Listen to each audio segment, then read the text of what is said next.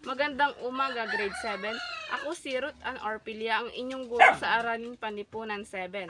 Ang tatalakayin natin ngayong araw ay patungkol sa mahalagang ambag ng sinaunang Asyano sa daigdig. So, ang unang talakayan ngayong araw ay ang pamumuno sa Kanlurang Asya. So, ang pagkakatatag ng unang imperyo sa daigdig ay may uugat kay Sargon I. So, ang unang nakapagpasailalim ng lungsod-estado sa Mesopotamia ay ang Imperyong Akkadian noong 2350 BCE. So dito naman sa pamumuno sa Kanlurang Asya ay si Sargon I ang itinuturing na nagtatag ng unang imperyo sa kasaysayan ng daigdig. So kapag sinabi nating imperyo, ang ibig sabihin nito ay hindi lang siya namumuno sa iisang lungsod-estado, kundi pinagsama-samang lungsod-estado sa ilalim ng isang pamahalaan. So sa kultura naman ng Timog Asya, ito ay pinakaunang epiko sa mundo. Si Gilgamesh naman ay isang makapangyarihang hari ng Uruk sa isang lungsod ng Mesopotamia.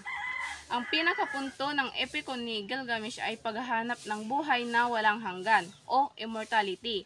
Naglakbay siya para hanapin ang sekreto ng buhay na walang hanggan.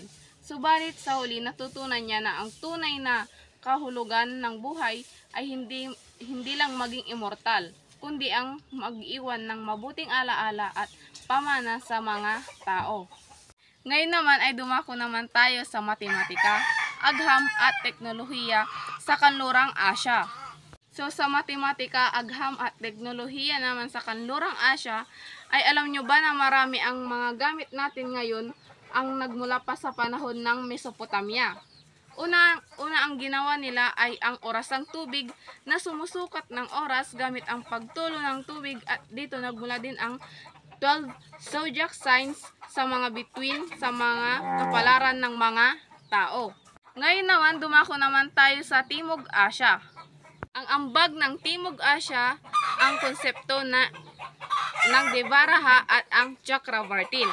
Mga konseptong lumaganap maging sa Timog Silangang Asya at naging batayan din ng pamumuno ng hari.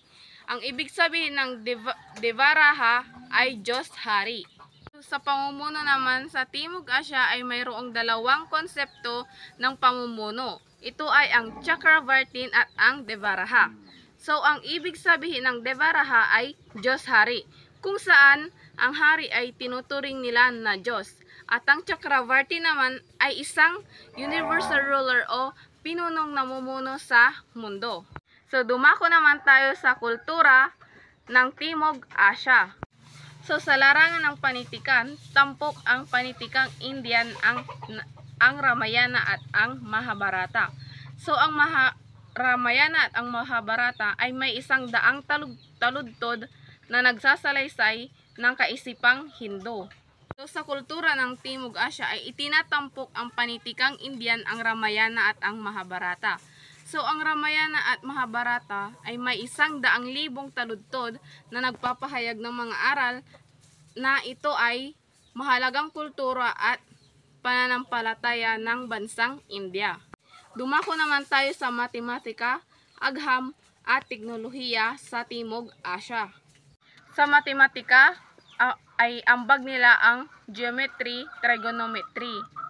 Mula sa salitang Sanskrit na geometry, ang geometry na ang ibig sabihin ay pagsukat ng daigdig. So sa matematika, agham at teknolohiya naman sa Timog Asya ay makikita natin na ang sinaunang India ay may malaking ambag sa matematika at agham, lalo na ang geometry at trigonometry.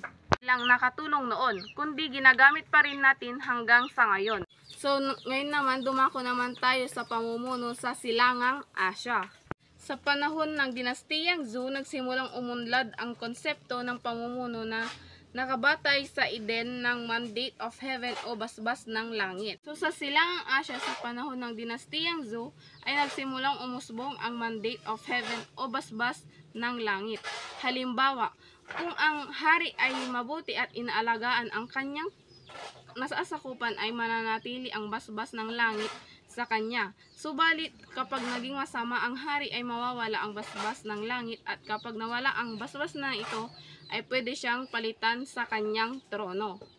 Tumungo naman tayo sa susunod na talakayin ay ang kultura sa Silangang Asya. Kultura ng Silangang Asya ay larangan ng panitikan ang may pagmamalaki ng Japan ang Genji Monogatari o The Tale of Genji bilang unang nobelang naisulat sa daigdig. Sa kultura naman sa Silangang Asya naman class ay ang Genji Monogatari o The Tale of Genji ay ang pinakaunang nobela sa buong mundo. Ipinapakita nito ang mayamang kultura at tradisyon sa Japan. Ngayon naman, tumungo naman tayo sa huling talakayan, ang matematika, agham at teknolohiya sa Silangang Asya. Sa larangan ng agham, mahalagang ambag ng mga Chinese ang acupuncture na laganap pa rin sa hanggang kasalukuyan. Kalendaryong may 365.25 na araw. So sa matematika, agham at teknolohiya naman, sa Silangang Asya naman class ay ang acupuncture daw ay isang sinaunang paraan ng paggagamot na ginagamitan ng maninipis na karayom na iniipit sa iba't ibang parte ng katawan. At pangalawa naman ay ang nakagawa din ang mga Chinese ng iba't ibang kalendaryo na ang kalendaryo na ito ay base sa pag-aaral nila sa mga bituin, buwan at araw. So, naintindihan ba ang mga ambag ng bawat bansa class? So, nagagalak ako na may naintindihan kayo ngayong araw sa ating talakayan. Kung gayon, ako ay magpapaalam na. Paalam, grade 7.